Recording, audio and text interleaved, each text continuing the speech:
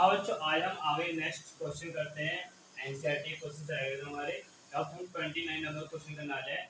Calculate molarity of solution of ethanol in water in which the mole fraction of ethanol is 0.04। मतलब कहने का मतलब ये है कि हमारा कोई सॉल्यूशन है, वहाँ पर उसकी इथेनॉल की कंसंट्रेशन गिवन है किसी फॉर्म में 0.04, लेकिन हमें फाइंड करनी क्या है, मोलैरिटी। तो सिंपल हम मोलैरिटी की डिफाइन करने के लिए सबसे पहले हमें number moles of solute solute मतलब इसके मोल्स है इथेनॉल के। इथेनॉल का फॉर्मूला क्या होता है, C2H5OH। इसका हमें फॉर्मूला चाहिए। तो mole fraction of C2H5OH is equal to क्या होता है, number moles of C2H5OH is equal upon number moles of C2H5OH plus number moles of water. तो अब हमें नंबर मोल्स के हमें मोल फ्रैक्शन में दिया है कितना है, 0.04 गिवन है, is equal to number moles of C2H5OH upon number moles of C2H5OH plus number moles of water. अब बात क्या आती है कि हमें अगर एक की वैल्यू निकालने तो दूसरे का मोल्स पता होना चाहिए। तो उसके मोल्स पता करने के लिए देखो आप सिंपल, जो हमारा सॉल्यूशन है वो क्या बहुत ज्यादा डाइल्यूटेड सॉल्यूशन है। क्यों? क्योंकि आपको पता है जो इथेनॉल की मोल फ्रैक्शन आ रही है वो कितना है, 0.040 आ रही है। तो अगर मान लो हम अगर इसके अप्रोक्सीमेटली मान के चलते तो हमारा जो वाटर होता है, वाटर डेंसिटी कितनी होती है, 1 kg पर मीटर की होती है। ओके, तो इसके अकॉर्डिंग अगर हम डेंसिटी अकॉर्डिंग देखेंगे तो हमारा क्या वॉल्यूम कितना है वाटर का, वाटर वॉल्यूम आएगा कितना, 1 लीटर। तो वाटर वॉल्यूम कितना लेट करेंगे हम, 1 litre. Let volume of water is 1 litre. तो 1 लीटर क्योंकि बहुत ज्यादा डाइल्यूटेड सॉल्यूशन है। ओके, अब 1 लीटर हमने सॉल्यूट वाटर का हो गया, क्या नाम है, वॉल्यूम। तो बताओ सॉल्यूशन वॉल्यूम कितना हुआ, plus water volume plus solute volume. देखिए सॉल्यूट का अमाउंट क्या है, ना के बराबर प्रेजेंट है, तो इसको क्या है 1 लीटर ही मान लेंगे। तो 1 लीटर में कितने ग्राम होते हैं, 1 litre is equal to 1000 gram. तो हमारा वाटर कितना प्रेजेंट है, 1000 ग्राम। तो नंबर मोल्स निकालो, number moles of water is equal to given mass that is 1000 gram upon molar mass. Molar mass कितना होता है, 18। 18 से डिवाइड करो कितना, 55.55 मोल आ गए। अब हमारे नंबर मोल्स कितने किसके, वाटर के नंबर मोल्स फाइंड होंगे। तो अब क्या करते हैं, हमें मोल फ्रैक्शन किसके गिवन है, 0.04 is equal to number moles of C2H5OH upon number moles of C2H5OH plus number moles of water 55.5। अब इसका क्या करते हैं कि जब आप इसकी मल्टीप्लाई यहाँ पर करोगे तो ये वैल्यू ना नेगेटिव वैल्यू आएगी। मतलब इसकी जो C2H5OH की जो नंबर मोल्स है वो क्या है, ना के बराबर है। तो इसको हम क्या कर देंगे, नेगेटिव कर देंगे। जब नेगेटिव करेंगे तो 0.04 is equal to NC2H5OH upon 55.55। Okay, इसकी मल्टीप्लाई यहाँ पर करो क्या, NC2H5OH 55.55 इंटू 0.04। अब मल्टीप्लाई करो, 4 5 20, 4 5 20 22, 4 5 20 22, 4 5 20 22। ओके, डेसिमल 2 to 4 1 2 3 4 2.22 मोल आ गए इसके। किसके आगे हमारे, ये आगे नंबर मोल्स ऑफ हमारे C2H5OH के आगे। तो हमें अब क्या चाहिए, हमें मोलैरिटी फाइंड करनी है। Molarity is equal to number moles of C2H5OH upon में volume of solution, volume of solution. तो सॉल्यूशन वॉल्यूम हमारे नंबर मोल्स कितना आ गए, 2.22 अपॉन वॉल्यूम ऑफ सॉल्यूशन कितना है, 1 लीटर। तो कितना गया हमारा, 2.22 मोल पर लीटर। अब कुछ ये सोच रहे होंगे कि हमने यहाँ पे जो नेगेट किया कैसे पता लगाया कि यहाँ पे इसको हमने जीरो लेट कर लिया, तो कैसे।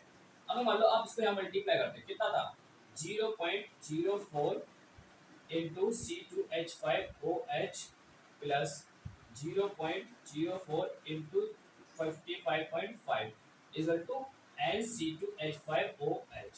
अब यहाँ पर क्या NC2H5OH है, इसको अगर यहाँ ले आते हैं तो क्या था, जीरो इसकी मल्टीप्लाई करो क्या आएगा, ये आएगा 2.22 इक्वल टू इसकी क्या प्लस में ले जाएगा माइनस आएगा, तो क्या NC2H5OH माइनस 0.04 इंटू C2H5OH। अब यहाँ से NC2H5OH क्या है, कॉमन है, 2.22 NC2H5OH 1 माइनस 0.04।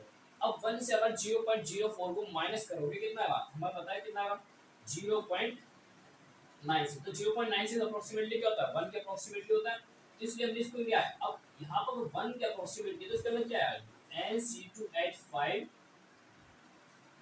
OH हमारा क्या आ रहा है यार 2.2, हमारे क्या आ रहा है 2.2 मोल पर मोल आ गया। अब इससे जो नंबर ऑफ मोल्स आया उसको यहाँ पर मोलैरिटी फॉर्मूला पुट किया है, number of moles upon volume of solution. Number of moles हमारे कितना है 2.2, 2.22 अपॉन में वॉल्यूम ऑफ सॉल्यूशन कितना ऐड किया हमने 1 लीटर। ओके, हमारा क्वेश्चन आया था सॉल्व। Okay done. अब नेक्स्ट करते हैं, नेक्स्ट क्वेश्चन है what will be the mass of one carbon 12 atom in gram, मतलब कि एक कार्बन 12 एटम का मास कितना है ग्राम में। तो करते हैं क्वेश्चन सॉल्व। 30 नंबर क्वेश्चन है।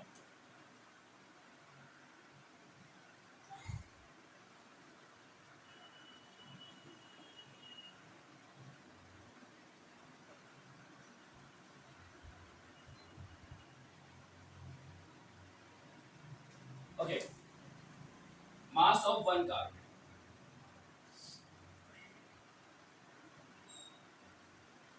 One carbon 12 atom in gram.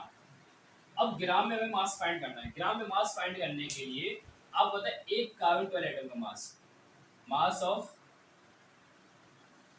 One carbon 12 atom कितना होता है एएमयू में 12 एएमयू दैट इज यू। अब आप बताए 1 एएमयू कितना होता है हमारा 1 एएमयू 1.6 into 10 की पावर माइनस 24 ग्राम।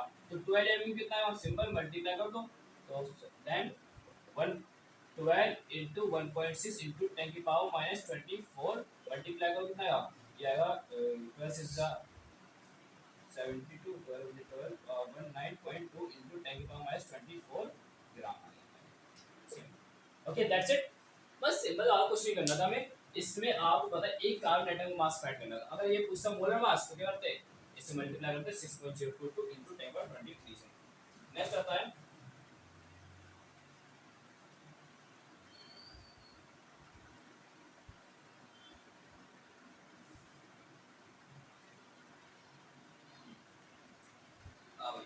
नेक्स्ट क्वेश्चन जो है सिग्निफिकेंट फिगर का कर लो, कोई दिक्कत नहीं है।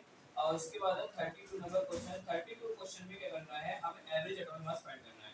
और एवरेज एटॉमिक मास फाइंड करने का एक ही सिंपल सा मेथड होता है कि फॉर्मूला लगाया और सॉल्व कर दिया। ओके, फॉर्मूला क्या होता है एवरेज एटॉमिक मास फाइंड करने का, जितने भी उसका हमारे अबेंडेंस गिवन उसकी मल्टीप्लाई करो परसेंटेज को और 100 से कर दो, प्लस करके 100 से डिवाइड कर दो, बस खत्म। करते हैं क्वेश्चन। क्वेश्चन में गिवन है इनकी अबेंडेंस गिवन है, अबेंडेंस गिवन है कितनी ऑर्गन है एक 36 है हमारे पास, एक 37 है, एक 30 सॉरी 38 है, 38 और ये हमारे पास है 40। ओके, अब ये क्वेश्चन हमें सॉल्व करना है। अब ये हमारे पास इनके अबेंडेंस गिवन है, तो जितनी भी अबेंडेंस हमें गिवन है, मान लिया हमारी इसकी x1 परसेंटेज है, इसकी x2 है, इसकी x3 है, तो आपको पता है इनका मास ही पता होगा, इनका मास m1 मान लिया m1 है, इसका m2 है, इसका m3 है। तो एवरेज एटॉमिक मास का फॉर्मूला क्या होता है, average atomic mass equal to कितना आया, जिसका भी इसका मास है m1, इसकी अबेंडेंस कितनी है x1 प्लस इसका मास कितना है m2, अबेंडेंस कितनी है x2 प्लस m3 कितना है मास का इनटू क्या है x3। तो क्या करेंगे, जो भी अबेंडेंस आएगी उसे कर देंगे 100 से डिवाइड कर देंगे, आपका आंसर देगा एवरेज एटॉमिक मास फाइंड हो जाएगा। ओके, नेक्स्ट क्वेश्चन करते हैं। ये क्वेश्चन सिंपल है, calculate the number of atoms in each of the following. हमें नंबर ऑफ एटम्स क्या करने हैं, काउंट करने हैं। तो सिंपल क्वेश्चन है, करते हैं।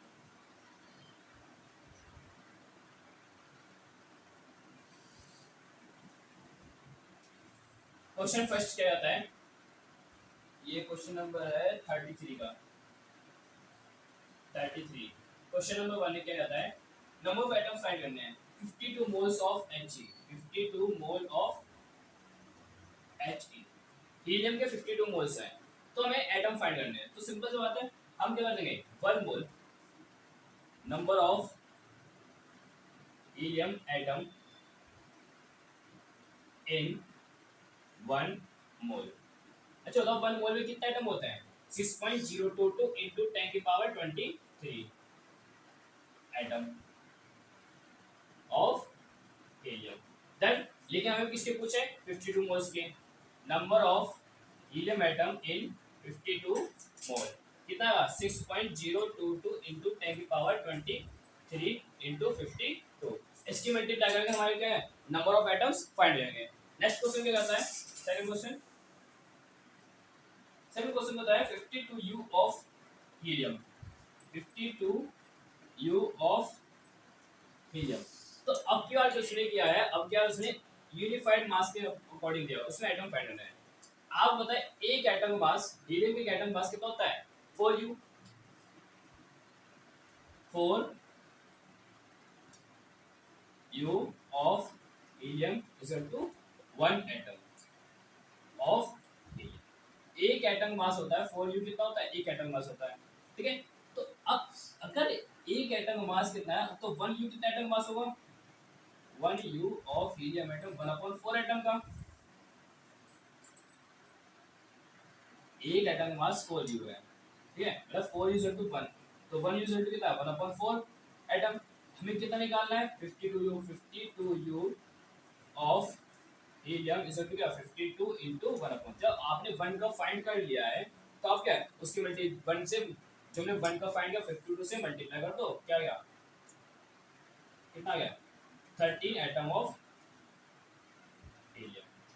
ओके ये क्वेश्चन तो मोर तो सिंपल है यू का भी सिंपल है यू का क्या करो सिंपल पहले आपके पास जितना जो भी एटम गिवन है जैसे मान लो अगर यहाँ कार्बन भी होता कार्बन में गिवन होता 12 EMU और आपसे पूछा जाता है जैसे आपके पास 72 EMU गिवन है 72 EMU गिवन है किसके कार्बन 12 के। तो आपसे पूछा है नंबर ऑफ कार्बन एटम हमें पता है एक कार्बन कितना होता है 12 और कितना 72 को डिवाइड करो तो 12 से कितना है 12 से 72 इसके कितना है 6 कार्बन एटम प्रेजेंट है। ओके नेक्स्ट करते हैं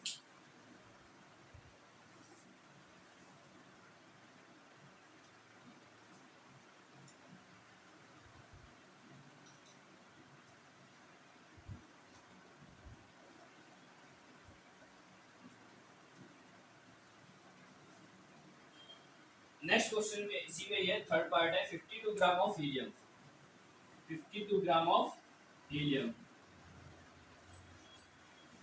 अब 52 ग्राम पूछा है अब ग्राम में फाइंड करना बहुत पॉसिबल इज क्या होती है थोड़ी आपकी कम हो जाती है। तो आपको पता है यू का इजीली फाइंड कर लोगे मोल्स में गिवन है तब भी आप इजीली फाइंड कर लोगे लेकिन 52 ग्राम अब आपको पता जब वेट इन ग्राम में गिवन होता है तब number of moles easily find कर सकते हैं। तो number of moles of helium is equal to weight in gram upon molar mass. तो वेट इन ग्राम कितना है 52 ग्राम अपॉन मोलर मास कितना होता है इसका 4 कितना आ गया हमारे 13 मोल 13 एटम नहीं आए 13 मोल हीलियम आया हमारा ऑफ हीलियम। तो अगर हमें पता है 1 मोल में कितने होते हैं 6.022 तो 13 मोल में कितना है 13 into 6.022 into 10 की पावर 23 ऑफ हीलियम एटम तो हमारे आंसर आ जाता है। Okay that's it clear. अब नेक्स्ट क्वेश्चन देखो नेक्स्ट क्वेश्चन करने से पहले 35 36 क्वेश्चन करते हैं। हाँ भाई चलो करते हैं।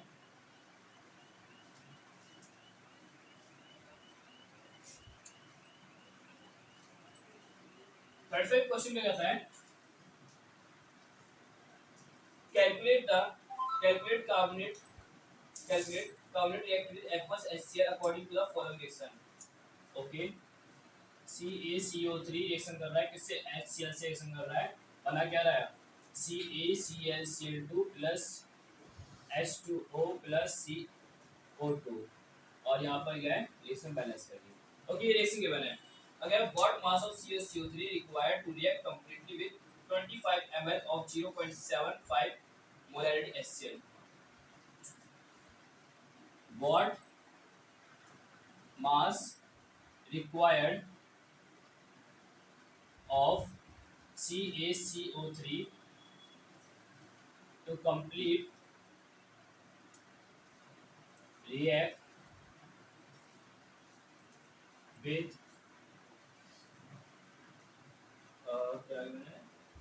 completely react with 25 ml of 0.75 75 molarity HCl।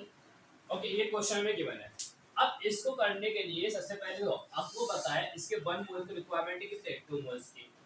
तो सबसे पहले पता क्या करेंगे, अगर इसके 1 मोल है, यहाँ पर देखो इसकी जो जनरल रिएक्शन है, आपकी यहाँ पर जो मास आ रहे हैं कितने आ रहे हैं मास, मतलब आप पहले देखो सबसे पहले आप हम मोल्स फाइंड करते हैं। ओके, मोल्स फाइंड करते हैं। तो बताइए मोलैरिटी गिवन है, क्या है वॉल्यूम गिवन है, तो यहाँ से नंबर ऑफ मोल्स फाइंड जाएंगे, सिंपल सी बात है। मोलैरिटी फॉर्मूला क्या होता है, molarity equal to number moles of, जिसकी फाइंड करने के किया है हमारा ऐसे मिलेंगे क्योंकि ऐसी मोलैरिटी गिवन है अपॉन वॉल्यूम ऑफ HCl। तो मोलैरिटी में कितनी गिवन है 0.75, 0.75 कैपिटल है ना मोलैरिटी, और number moles of HCl find करनी है upon volume of HCl। Volume कितना आ रहा है हमारा 25 ml। अच्छा 25 ml आ रहा है, लेकिन हम जो वॉल्यूम रखते हैं बट क्या पर लीटर पुट करते हैं, तो 25 इंटू 10 की पावर -3। 1 लीटर में कितना होता है 10 की पावर 3 लीटर, वो सॉरी 3 लीटर, और 1 मिलीलीटर में कितना है लीटर 10 की पावर -3 लीटर। ओके, अब नंबर मोल्स ऑफ HCl हमारे कितना आ गए, number moles of HCl 25 into 10 की पावर -3 इंटू 0.75, ये मल्टीप्लाई। अब इसको मल्टीप्लाई करो, क्या आएगा आंसर, करो 35 5 is 125, 25 7 is 175, और 175 प्लस 12 कितना हो गया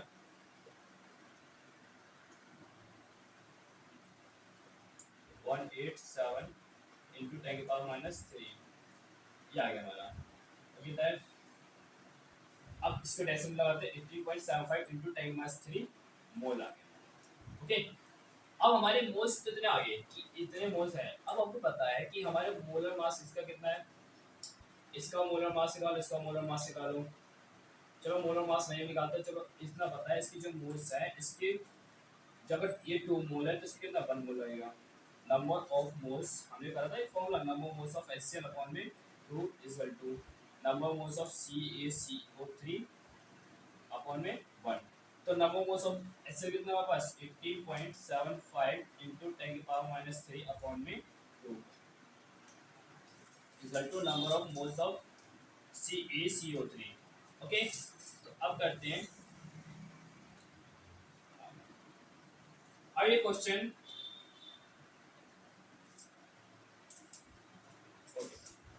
तो इसको डिवाइड करो कितना आएगा, number of moles of CaCO3 कितने रिक्वायरमेंट है 2 9 18 9.23 या 6 2 7 या 14, और ये 2 5 से 10 इंटू 10 की पावर -3 मोल आ गया। ओके, तो इतने हमारे CaCO3 रिक्वायरमेंट रहेगी। अब अगर हमें पता है इसका CaCO3 में मोल्स पता है, तो लगाओ formula given mass upon molar mass equal to 9.375 into 10 की पावर -3। ओके, तो गिवन मास हमें फाइंड करना है, मोलर मास कितना है, कैल्शियम कितना होता है 40, कार्बन कितना होता है 12, ऑक्सीजन कितना होता है 16, 16 या 48, 9.375 इंटू 10 की पावर -3। तो वेट 12 प्लस 48 कितना हो गया, ये हो गया 60, 60 प्लस 40 कितना गया 100, 9.375 इंटू 10 की पावर -3, 100 के मल्टीप्लाई में कितना आएगा हमारे पास, यार 10 पावर 2, 10 पावर 2 और 10 पावर -3 कितना आ गया 9.375 इंटू 10 की पावर -3 कितना चला 10 पावर -1, एक डेसिमल यहाँ से करें कितना है 0.9375 ग्राम। आपका आंसर आ गया। इतने हमारे CaCO3 की रिक्वायरमेंट रहेगी। Okay, that's clear. अब नेक्स्ट क्वेश्चन करते हैं 36 नंबर क्वेश्चन, लास्ट क्वेश्चन है।